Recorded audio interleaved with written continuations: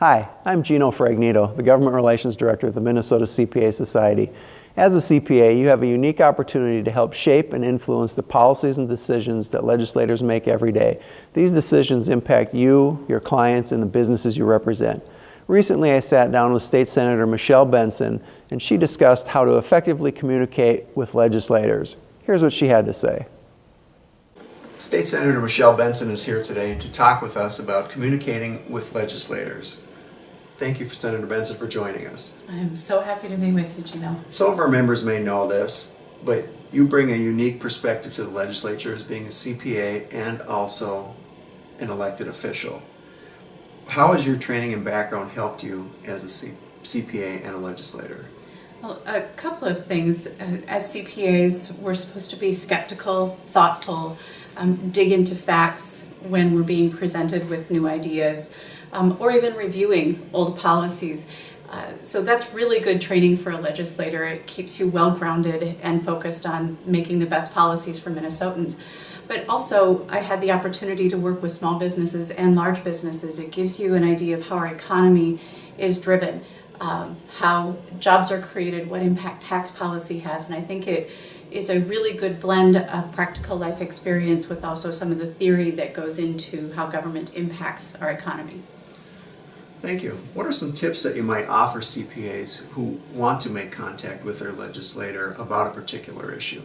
I would say absolutely reach out to your legislator. If there's something going on in St. Paul or with their congressional delegation in Washington, reach out to them. CPAs are well respected at the legislature, mostly because they come well prepared with the facts in hand. They have good life experiences. If you do taxes for family, you have family experience in your background. If you work with small businesses, you can add that perspective.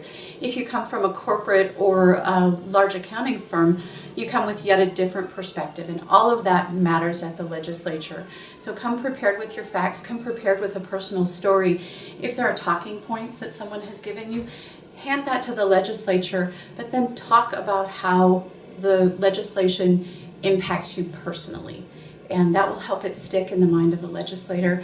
They can review the talking points at their convenience, or when somebody like Gino comes down to the Capitol, they'll already have some background, but that personal story will stick with them.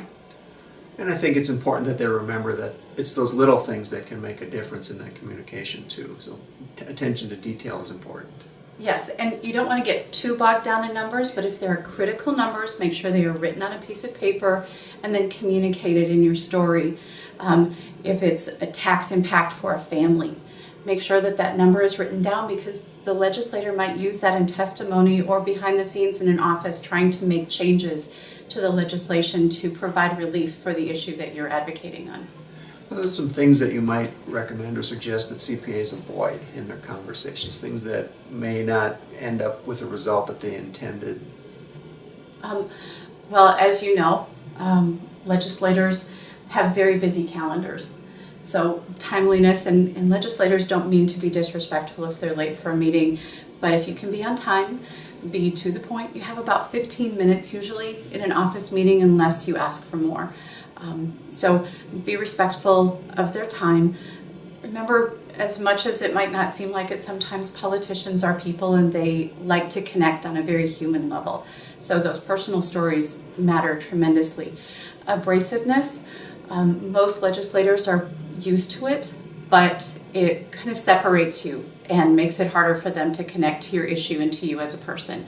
So be thoughtful in the words that you use, but you don't have to have perfect speaking skills. And if you are passionate about something, be passionate but polite. Defend your position, but again, you don't need to be abrasive. Thank you. We appreciate your time and the tips that you've offered for CPAs who want to be involved in the legislative process. I am so happy that you came down here and that you are encouraging CPAs to reach out to us. We need everybody from all walks of life, and never be intimidated to call a legislator. They might be intimidated by the fact that you are in an esteemed profession, that you have all of these facts, but bring them to your point of knowledge and help them learn from you. Thank you. Thank you.